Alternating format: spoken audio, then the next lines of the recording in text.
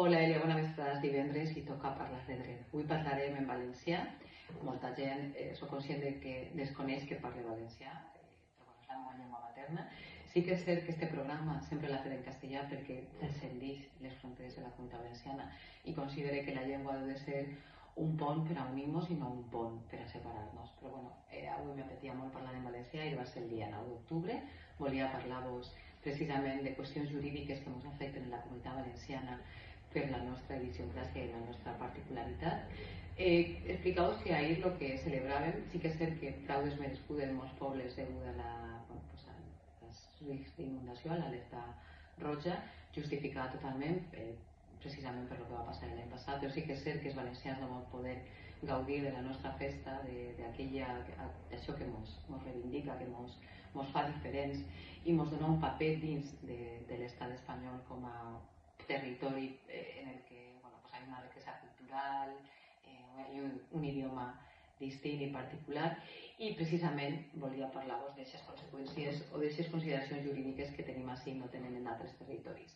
Més enllà del Tribunal d'Aigües de València, crec que ja hem parlat en algun programa sobre ell, la importància que té aquest tribunal de l'edat mitjana que encara resol qüestions de conflictes d'aigua entre llauradors de l'Horta. Volia parlar-vos de l'Estatut d'Autonomia i concretament de la nostra Real Senyera, la nostra bandera. L'Estatut d'Autonomia de la Comunitat Valenciana té rango de llei orgànica i per tant sols està per debaix de la Constitució espanyola. Ens dona la forma, en realitat regula totes les qüestions competencials i jurídiques de la Comunitat Valenciana i sí que és cert que, aunque el resto de comunitats les tinguen delegades, al tenir un estatut d'autonomia tenim unes qüestions que ens fan ser més autònoms que altres comunitats. Dins de l'Estatut d'Autonomia apareix en l'article 4 la nostra bandera, la nostra Real Senyera. La bandera ve definida o ve explicada en els seus colors. És una bandera que porta una franja azul en una corona i que té la consideració de reial perquè aixina, ho va dir els reis d'Aragó, li van donar la categoria de rei. Per tant, no s'inclina davant ningú, davant ninguna altra bandera, ni siquiera davant el rei. És a dir, sempre permaneix erguida.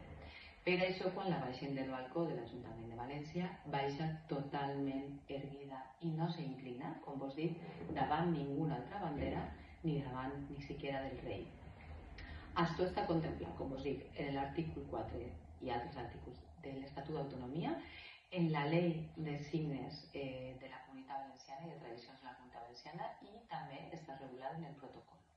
Per tant, dir-vos que aquesta consideració o aquesta distinció no la tenen altres banderes, no pot ser ultrajada, no pot ser violada, no pot ser deshonrada i no pot ser utilitzada davant o amb fins que la desmereixen com a signe, com a senya d'identitat dels valencians. Volia explicar-vos això simplement perquè molts valencians ho desconeixen o ho desconeixia. Jo ho desconeixia, però bueno, fa ja temps que ho conec i m'encanta poder compartir amb tots vosaltres aquesta singularitat jurídica que tenim juntament en l'àmbit de la Comunitat Valenciana. Vos envie besadetes i mos encolpem el pròxim divendres.